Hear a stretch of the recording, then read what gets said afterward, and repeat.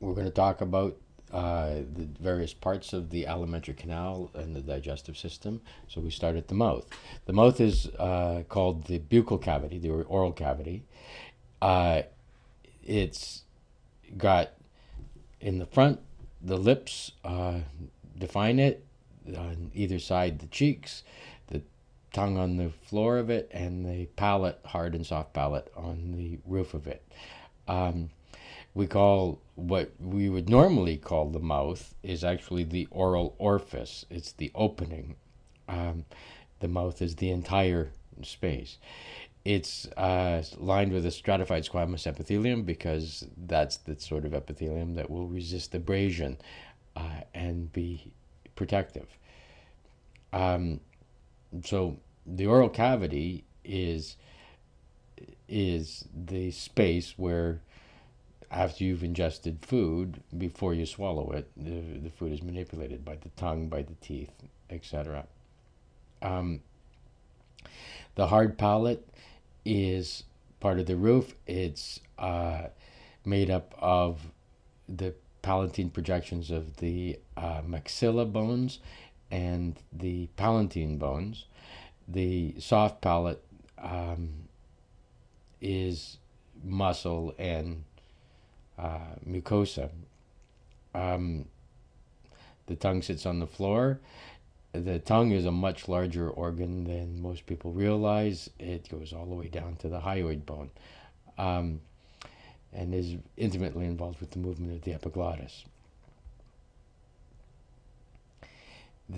The uh, mouth ends at the back in the oropharynx. So there are muscles in the lips and cheeks. The lip isn't the red margin of the lip. The lip is the entire bit that goes right down and joins onto the gums. Um, we call the bit between your cheek and gums the vestibule. Um, the um, the oral cavity is actually inside, so the vestibule is outside of your teeth, between your cheek and gums, and the oral cavity is inside. The um, the frenulum is where the tongue attaches uh, to the lingual frenulum is where the tongue attaches to the floor of the oral cavity. The labial frenulum are the attachments of the lips to the gum.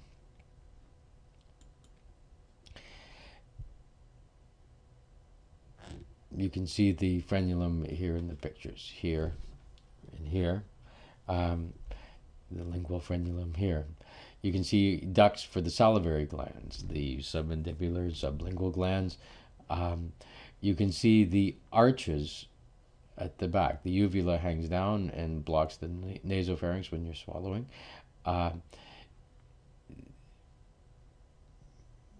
and you can see these arches on either side. The palatoglossal arch goes from the palate to the tongue, and the palatopharyngeal arch goes from the palate to the sides of the oropharynx.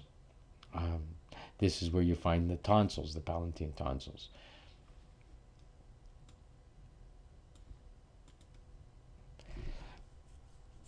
I've already said that the hard palate is the palatine bones and the maxilla. Um, and that the soft palate is muscle. The tongue is all about manipulating food, forming the bolus of food, the bit that you swallow.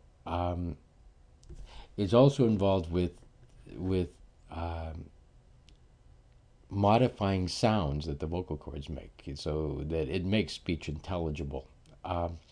It's involved with taste, um, and because that's where the taste buds are. There's two groups of muscles. There's the intrinsic muscles that start and end in the tongue, and they're involved with um, creating a shape in the tongue. So that would be like if you can roll your tongue, you can make a hot dog bun. Some people can make a kind of a little clover leaf with the tongue. That's all intrinsic muscles. The extrinsic muscles are the muscles that are attached outside of the tongue at one end and in the tongue at the other. They are the ones that allow you to stick your tongue out, to move it side to side, to waggle your tongue. And like I said, the frenulum attaches the tongue to the floor. On the surface, as I said in class, there are papillae. They're little bumps.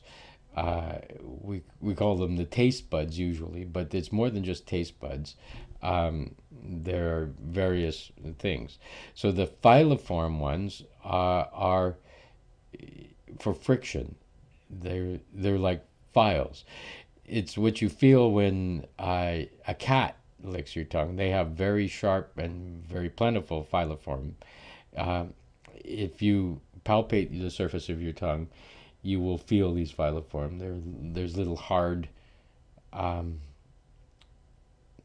pointy nodules that give friction with the tongue.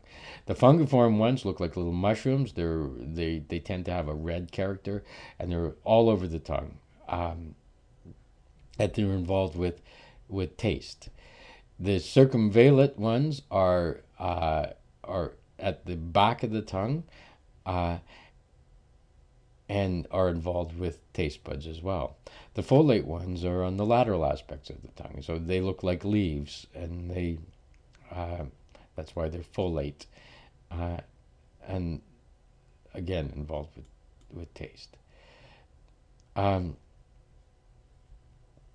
The tongue is quite large. It actually, the root of the tongue is almost a third of it, and it's back in the pharynx. So this is what the taste buds look like. This is what they're all over the tongue. You'll see that the circumvallate ones are right at the very back of the tongue.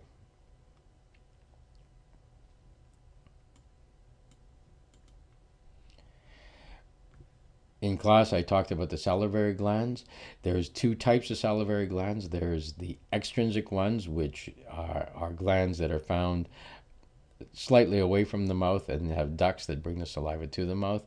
So there's parotid, submandibular, and sublingual, so beside ear, below jaw, and below tongue. And then there's intrinsic ones that are just going to secrete everywhere in the mouth.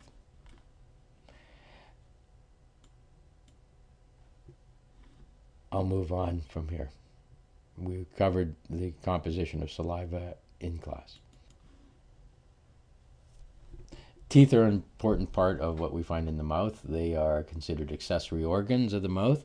We call the baby teeth deciduous teeth.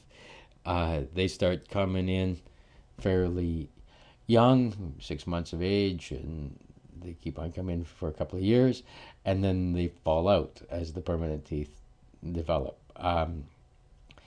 Their kids only have 20 teeth, so the deciduous teeth number 20, but there's 32 permanent teeth. That doesn't mean that everybody has all 32. It's like the third molars may never erupt, the wisdom teeth may never come. An x-ray showing the permanent teeth pushing the deciduous teeth out. So there are, in each quarter of the mouth, there are two incisors, and they're for cutting. There's one canine, and it's the fang-like tooth. There's two bicuspids, which are premolars, and there are three molars, and they have three cusps on the molars. So it ends up looking like this. 2, 1, 2, 3 times 4, which gives us a total of 32. It's written like this: 2I, 1C, 2PM, 3M.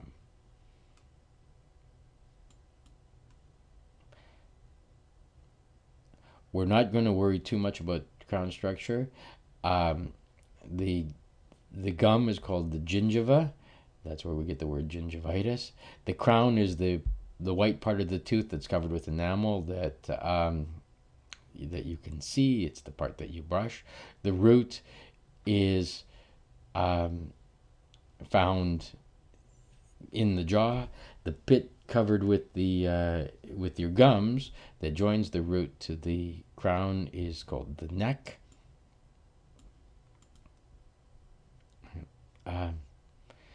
And it is held in place by a ligament forming the gum fossus, which we talked about last semester. Each tooth has something called dentin and a cavity, and there's connective tissue, blood vessels, and nerves involved in all of this, so that when we look at it in cross section, it looks like this, with the crown, the enamel covering the dentin, pulp cavity, the gums covering the neck, the root in the jawbone held in place by the periodontal ligaments. There's a hole in the end, that's where the root canal is, that the nerves, blood vessels, lymphatic vessels pass up through. So that's it for the mouth.